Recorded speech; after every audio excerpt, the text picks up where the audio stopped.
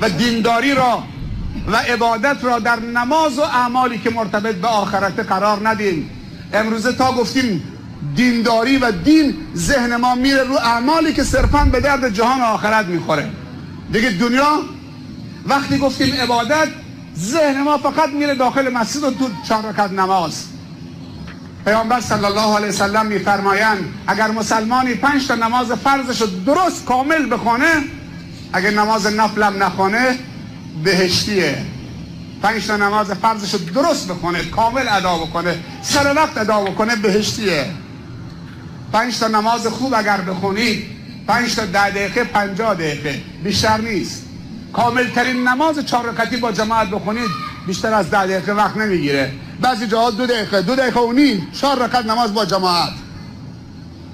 حالا ما میگیم 10 دقیقه، 5 تا 10 دقیقه 50 دقیقه. شبانه روز چند ساعته؟ 24 ساعته. یعنی 5 تا نماز خوب خوندید، حالا تو 50 دقیقه عبادت کردید. اگر عبادت همه نماز باشه 23 ساعت و 10 دقیقه دیگه وقت اضافی دارید. عبادت هم که نماز تنهاست، روزه که سالی 1 باره، حج که استطاعت مالی لازم داره، زکات هم که باید پول داشته باشید به نصاب برسه. فقط همین نماز، اونم 50 دقیقه. 23 ساعت و 10 دقیقه تو وقت اضافی دارید. باید چی کار کنید؟ اگر ورزش عبادت نباشه، اگر تفریح سالم عبادت نباشه، اگر حرفه و فن عبادت نباشه، اگر اقتصاد و تجارت عبادت نباشه، اگر دید و بازدید و صله رحم کردن عبادت نباشه، اگر هنر عبادت نباشه. علما کتاب نوشتن جلوه های هنری در قرآن. اگر کامپیوتر یاد گرفتن، زبان یاد گرفتن، به دنیای آباد پرداختن، اقتصاد قوی داشتن، فرهنگ قوی داشتن، هنر قوی داشته باشن، اینها عبادت نباشه، پس نماز تو 50 دقیقه، 23 ساعت و 10 دقیقه تو نمیدونید چه کار بکنید. در نتیجه چون که فکر میکنیم عبادت فقط نمازه، زنها از بعد از نماز عصر تو کوچه ها و پارک ها و خیابان ها همچون دارن میچرخن، نمیدونن چه کار کنن. یا دم در نشستن، فقط ماشینا رو دارن میشمارن چند تا ماشین رد شد. سر وقتش که رسید نمازش هم میخونه.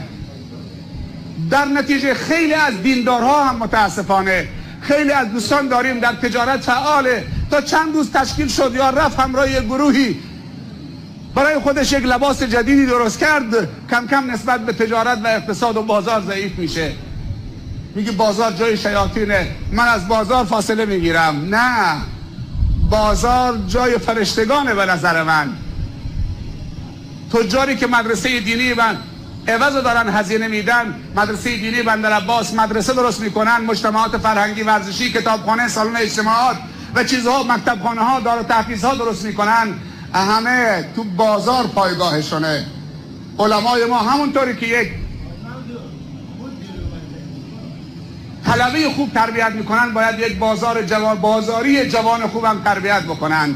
اگر بازار در اختیار دین باشد، اگر ورزش در اختیار دین باشد، اگر هنر در اختیار دین باشد، من به جوانا میگم که به هنر بپردازید.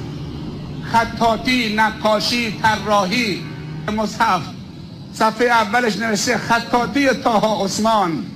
آدم لذت میبره. این هنر رفته خطاط ماهری شده، تعهد داده که من قرآن کامل را با خط خودم می نویسم.